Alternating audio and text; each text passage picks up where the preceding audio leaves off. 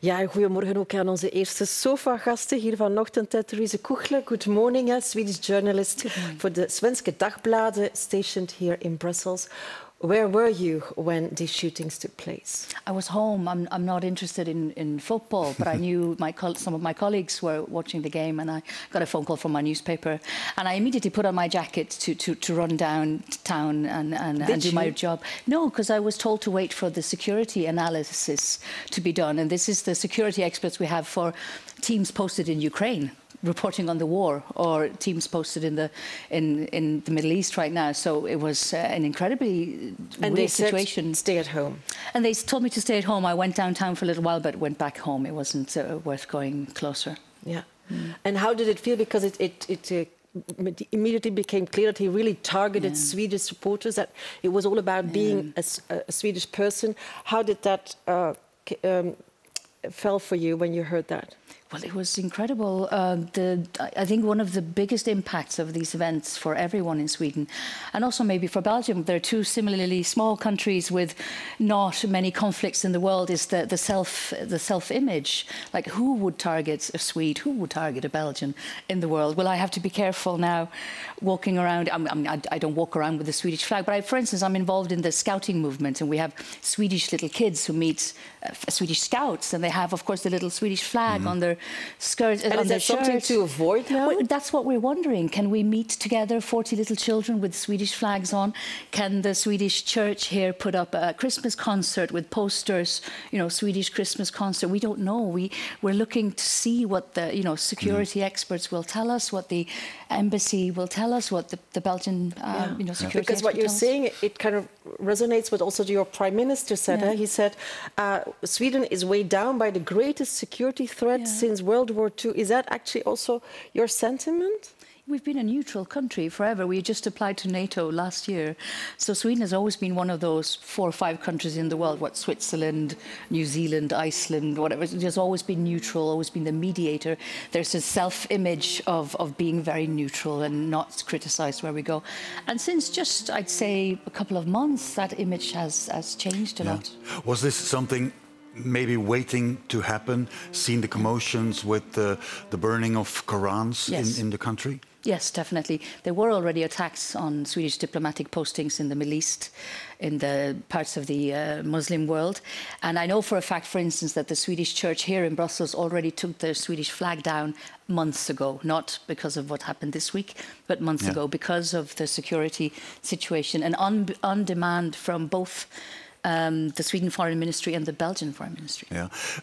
Given the threats that were already made, are Swedes and the Swedish government blaming Belgian government, Belgian police for what happened? No. I think this is one of the first questions I get, is their finger pointing. Do you hate Belgium now?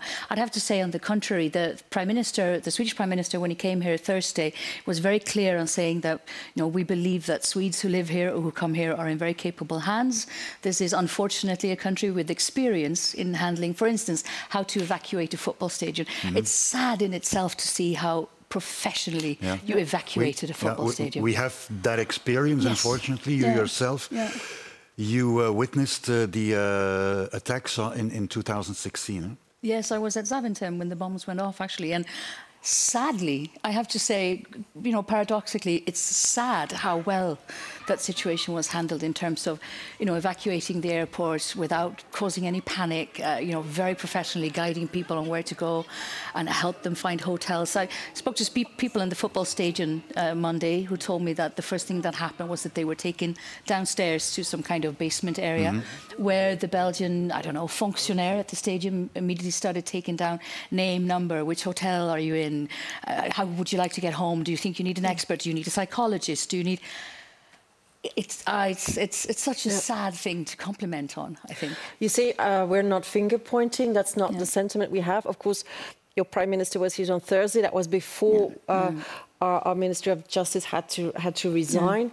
Is there not a public debate in Sweden now going on about also maybe the image of Sweden abroad due to the very right-wing government, the Quran burnings, the things that are going on? The Quran burning has been a very, very topical, of course, the whole spring.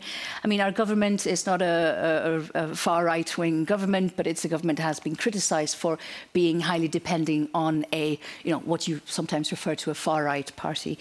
Yes, there was the Quran burnings in the spring has not only caused a lot of commotion in parts of the Muslim world, we have also been targeted for debates on what is religious freedom versus freedom of expression? What is, the public order versus the right to, I don't know, burn a religious scripture? Those kind of debates haven't had before, and it's highly controversial, of course. Yeah. But what happened here is that also big news, I suppose, also in Sweden. Yes. It is, but like I said, there's no finger pointing because, we know that we've read that this man, Lassoued, he fell between the chairs. The local government didn't know what the burgmästare knew or what the minister knew or what the police knew, all these. But that also happened in Sweden. The guy went back and forward from Sweden to Norway. We didn't tell the Belgians that he was coming your way. The Tunisians didn't tell the Belgians didn't tell the Norwegians. Basically, there's no finger pointing because everybody is involved in this horrible blunder. So you yourself, you don't see Belgium as a hellhole, as some call it? I like Brussels a lot. I think Brussels is one of the most laid-back, amazing places to be in the world. I find it causes pain to see these events happening? I know that after the attacks of 2016, it took so long for Belgium to get their tourists back and their international conferences and congresses back. And I always say that, Paris will always get its honeymoon. If people who go on their honeymoon to Paris, they're always going to come back after attack in Paris. It took Belgium longer, I think, to get that. And it broke my heart to see that the business was dying down. And you yourself, you don't view Belgium or Brussels differently since last Monday? No, I don't. I do agree with the Swedish Prime Minister that it is, I feel like I'm in very capable hands, unfortunately. I do see that every time, often when something happens, I feel secure because I can see police out in the street. This is for some people a horrible sight. For me, as somebody who experienced Zaventem in 2016, it makes me feel safe that the Belgians are always very fast on showing the people that we're worried about your security. We're going to put a couple of guys in a couple of corners, and that makes me feel safe. Okay, thank you very much. And you're also writing an analysis on the whole situation for the Svenska Dagbladet. We'll certainly follow up on that. Thank you much for coming along.